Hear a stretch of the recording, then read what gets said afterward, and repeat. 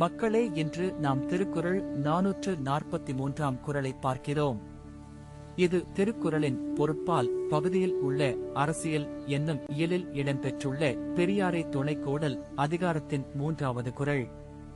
அரியவற்றிலெல்லாம் அரிதே பெரியாரை பேணித் தமராக் குழல்.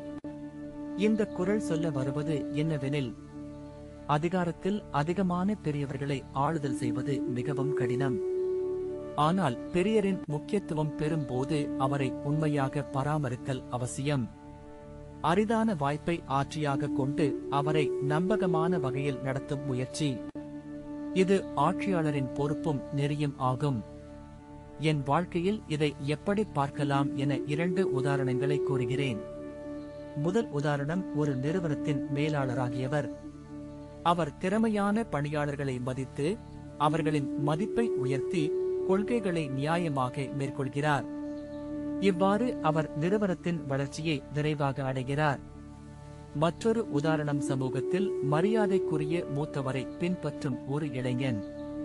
அவர் மூத்தவரின் ஆலோசனையை கவனமாக கேட்டு அதை நடைமுறையில் அமல்படுத்துகிறார். இது அவரை நம்பிக்கை மிக்கவராக ஆக்குகிறது. இன்றைய சமூகத்தில் ராஜநாட்டில் மட்டுமில்லாது கார்ப்பரேட் உலகிலும் இந்த குறள் பொருத்தமானது. அதிகாரமுணர்வு அதிகரித்து உறவுகளில் நம்பிக்கை இழக்காமல் பரஸ்பர மரியாதை கொண்டு நடத்த வேண்டும். இது கூட்டணிகளை வலுப்படுத்தி ஒழுக்கமியமான சூழலை உருவாக்கும். நம்மை இன்றும் இந்த குறளை பின்பற்றினால் அதிகாரத்தில் இருப்பவர்கள் அனைவரும் நெறிமுறையுடன் நடந்து மக்கள் மனதில் நம்பிக்கையை பெறுவர்.